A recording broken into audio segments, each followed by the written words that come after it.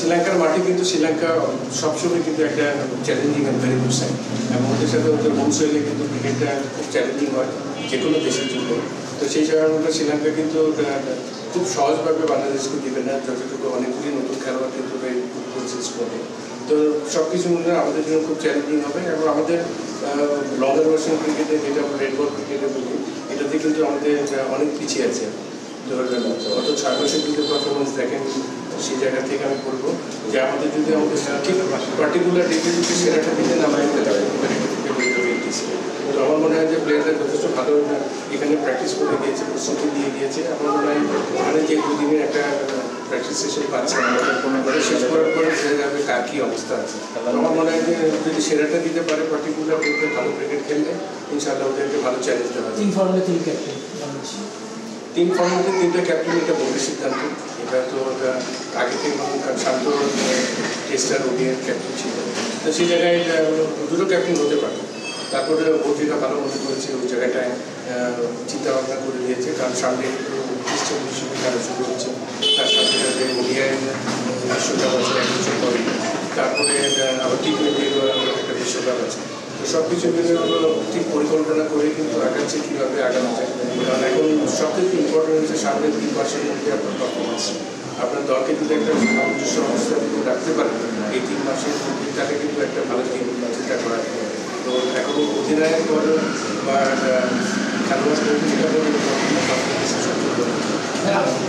আপনি যেটা বললেন যে বাংলাদেশ এখন 6 মাসের ভয় অবস্থা, অন্য দল তো যত সময় ভালো যায়, সাউথ আফ্রিকা সাধারণ টেস্ট চ্যাম্পিয়ন্সটা শুরু করে দিচ্ছে, টেস্ট চ্যাম্পিয়নশিপ শুরু করছে, অন্য দলগুলো ভালো করছে, আমরা তো দিন দিন পিছিয়ে যাচ্ছি। তখন নির্বাচন আমাদের পিছিয়ে যাওয়ার কারণগুলো আপনার এখনো কিন্তু আমাদের দেশের অপকাঠামো এটা তো সবার আগে প্রশ্ন। তো আমরা কিন্তু এখনো কিন্তু দেখেন 4টা জায়গায় এখনো কিন্তু সেন্টার করতে পারি। আমাদের হাই পারফরমেন্স ইউনিটের 4টা ইউনিট, আমরা কিন্তু সীমিত কিছু খেলোয়াড়কে নিয়ে নার্সিং করছি। এখান থেকে আমাদের জাতীয় দল এখান থেকে আমাদের 18 হচ্ছে, এখান থেকে হাই পারফরমেন্স ইউনিট হচ্ছে। তো সেই জায়গা থেকে আপনি যদি আমাদের অ্যাটলিস্ট জোনগুলি যদি ভাগ করে যদি আপনার ভাগ করে কিছু 80টা প্লেয়ারকে যদি ডেভেলপ করতে না পারেন, এই জায়গা থেকে আপনার একটা স্ট্রং 3টা ফর্মুলা প্লেয়ার বার করে আনা আমাদের জন্য ডিফিকাল্ট।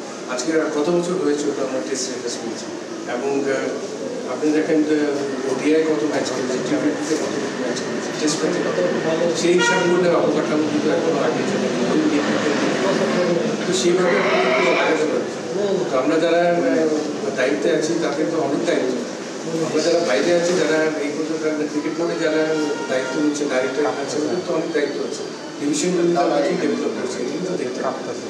টোটাল ডেভেলপমেন্ট যদি আপনি চান, অবকাঠামো ক্রিকেটে যদি একটা আপনি আমাদের পাশের রাষ্ট্রগুলিতে দেখেন ওদের অবকাঠামো কোথায় আছে, সেগুলো চিন্তা করলে কিন্তু পারফরমেন্সটা আমরা যে জায়গায় আছি এটা কিন্তু স্টেবল, এটা চেয়ে কিন্তু আপনি ভালো পারফরমেন্স আসবে। তো আপনি যখনই টপ ক্লাস আপনার ফ্যাসিলিটি দেবেন প্লেয়ারদের কাছ থেকে, তখনই আশা করতে পারেন সেই জায়গা থেকে আমরা বেস্ট পারফরমেন্স।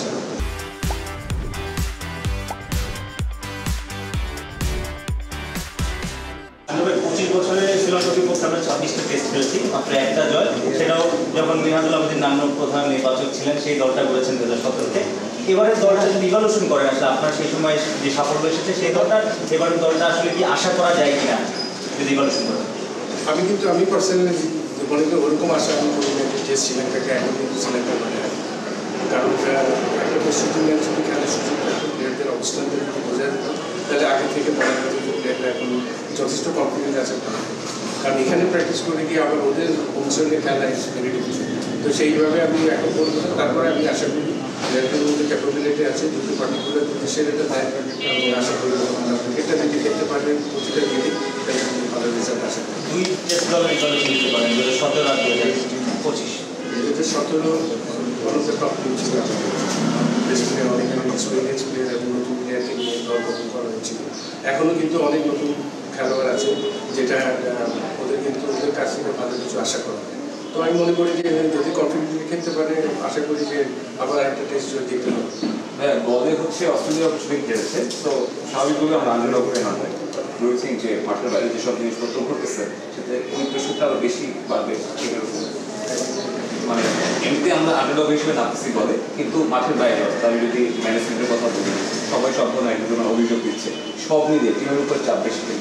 আপনাদের বাইরে যখন কথা হয় টিমের উপর একটা চাপ সৃষ্টি, তারপরে ফোকাসটা খেলার মধ্যে থাকাটা ভেরি ইম্পর্টেন্ট। কারণ যখনই আপনি টিম করার জন্য যখন তখনই মাথায় কিন্তু ক্রিকেট থাকে, তখন বাইরে কী হচ্ছে, কোথায় কী আলোচনা হচ্ছে, এগুলি কিন্তু প্রাধান্য দিয়ে অবশ্যই পারফরমেন্সে ডিপেন্ড করে। আমার মনে হয় আমাদের খেলোয়াড়দের যথেষ্ট এক্সপিরিয়েন্স আছে, বাইরে কী হচ্ছে এটা আমাদের ক্রিকেটটাকে যদি জিজ্ঞেস করি তাহলে আশা করি ভালো ক্রিকেটে খেলতে পারে। আমরা সাবেক পরিচালক বা সাবেক অধিনায়ক নানান মানুষ নানান ধরনের অভিযোগ দিচ্ছে, আপনিও দেখছেন সেগুলো না? ডু ইউ থিঙ্ক এটা হেলদি কিনা ক্রিকেটের জন্য? এটা দেখেন, সমালোচনা হবে, কিছু কিছু সমালোচনা হবে, এটা বাইরে কিন্তু যেটা বললো পারফরমেন্সের সঙ্গে আপনাকে পারফরমেন্সের থেকে ঠিক দেখতে হবে, আপনি অফ দ্য ফিল্ড সব কিছু মিলিয়ে কিন্তু সবার একদিন। তো বাইরে কী হচ্ছে এগুলি নিয়ে অবশ্যই মাথা রাখা আমাদের দেশ থেকে হ্যাঁ, মুশফিকের অফরোড বা মিরাজের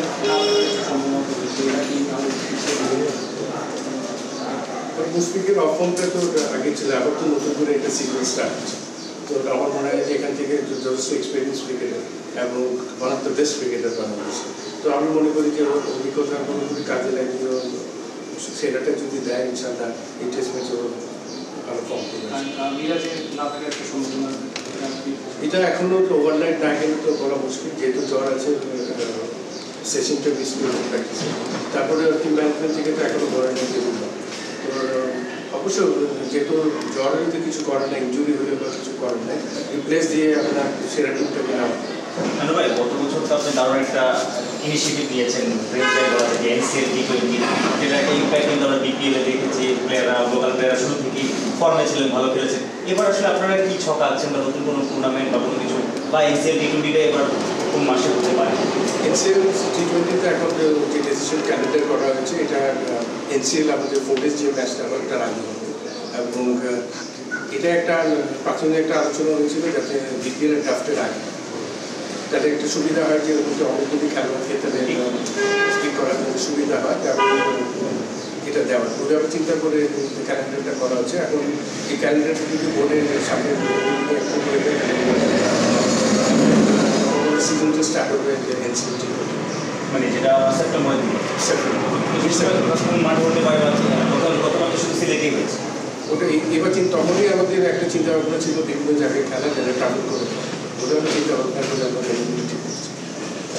আমাদের লাস্ট প্রশ্ন সেটা হচ্ছে যে লিটনকে নিয়েও প্রশ্ন উঠছে, সেটা হচ্ছে যে আপনার সবশেষ 11 ইনিংসে তার কোনো 50 নেই, 40 সর্বোচ্চ রান, তাও উইনিজের ভিতরে। তো তার উপরও তো চাপ থাকছে, যেহেতু টি20 ক্যাপ্টেন, আপাতত সে টেস্টে যে চালিয়ে যাচ্ছে, তার কাছ থেকে তো অনেক কিছু প্রত্যাশা করা হয়। টেস্ট ম্যাচে লিটনকে আমি সবসময় আগিয়ে রাখি ব্যাটিংটা, কারণ যথেষ্ট ভালো, টেকনিক্যালি অনেক ভালো, অনেক আমাদের খেলোয়াড় থেকে অনেক ভালো আছে। তো আমি মনে করি যে নিজেকে নিজের মতো মেনে করতে পারে এই টেস্টে। অবশ্যই শ্রীলঙ্কার উইকেট কিন্তু অনেক অনেক সুন্দর বাউন্স আছে, তো সেই জায়গায় আমি মনে করি নিজের মতো খেলতে পারে, অবশ্য ভালো কিছু করা যাবে। ভাইয়া, একটা ওপেনিং চেঞ্জের একটা রিউমার আছে, বললাম সেখানে কিছু নাই। মানে আপনি কি শান্তকে ওপেনার দেখতে চান, নাকি লাস্ট টেস্টে আমাদের ওপেনিং দুইটা ভালো করছেন, আপনি থাকলে ম্যানেজমেন্টে আপনি কি ভাঙতে আপনি দেখেন ওপেনিংটা পুরোপুরি টিম ম্যানেজমেন্টের, এবং এখান থেকে বলা মুশকিল, কারণ উইকেটের কন্ডিশনটা ওরা দেখবে, ওরা দেখে কিন্তু সিদ্ধান্তটা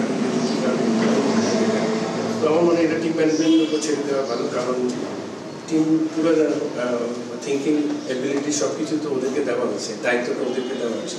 সেই জায়গায় আমরা এখান থেকে মন্তব্য করাটা ঠিক। শেষ প্রশ্ন